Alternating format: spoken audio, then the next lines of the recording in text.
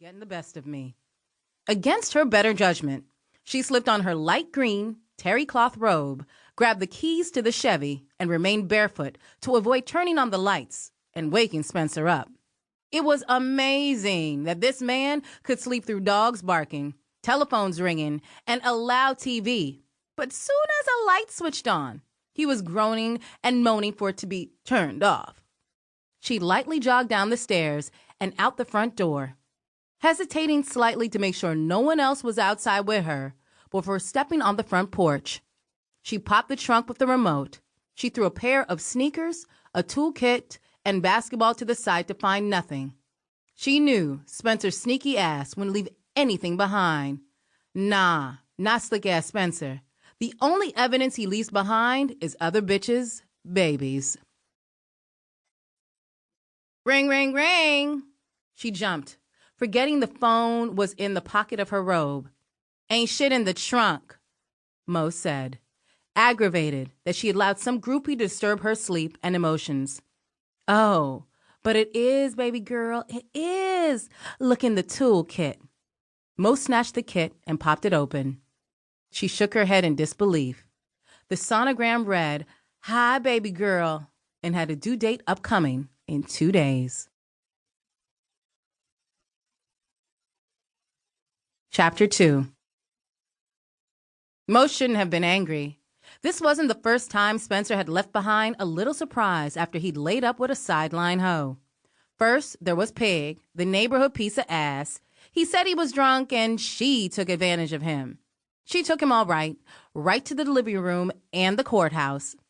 Not even a week after Kaja was born, Sue's gold-digging ass knocked on the door with a pink bundle in her hand, claiming Spencer was her daughter Kendall's daddy.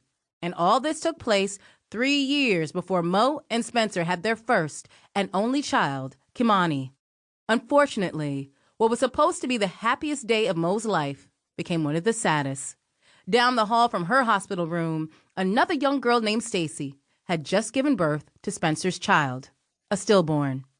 Mo bit down hard on her bottom lip, letting the salty taste of blood settle into her mouth. She kept repeating the last name, labeled in the corner of the sonogram. Hi. Hi. Yep, Miss Layla, hi to you, bitch. Mo forgot she still had the phone tight in her hand, but the voice was no longer coming from the phone. It was coming from behind her. I can't believe I let this hoe creep up on me. Here I am digging in this damn trunk, not paying attention to my surroundings. With fear in her heart, not knowing if it was a gang of girls or a weapon waiting on her, Mo spun around on her bare feet, and there was Layla.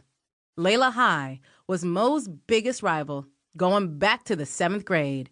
And now here they were, still battling at age 25. Standing 5'9", all thick thighs and hips, Layla was bad. Her creamy, dark brown skin was flawless, and she looked like a gorgeous modern-day Amazon. The long eyelashes, perfect white teeth, and short, sleek, jet-black bob kept suitors at her door. But she didn't want just any suitor. Nah, she wanted Spencer Mack. And now, pregnant with his child, she had assurance that he would be in her life forever. With a nasty frown on her face, Mo said, "Damn, ho, Spencer really got your ass sprung, riding up in front of my house at 4 a.m. She began moving toward the street, where Layla was sitting in her car, only a few feet from the entrance of the driveway. Mo felt a rush of heat run from her head to her toes.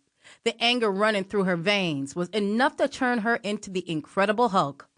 Layla noticed the evil look on Mo's face. She thought she was too cute to fight, so she stayed locked tight in the '05 Mustang that Spencer purchased for her, with the window halfway down. Layla was the classic dope man's bitch. Obedient, spent all her money on designer clothes, kept up a lot of shit, and stayed in everybody else's business because she had no business about herself. Isn't she pretty? Look just like her daddy. Layla was talking mad shit, her foot resting lightly on the gas pedal. Oh, you think having a baby by a hustler who already got countless baby mamas makes you special? Mo searched the ground for an object to throw at Layla's smug face. When you were childless, you was a hot commodity, but now you just a number.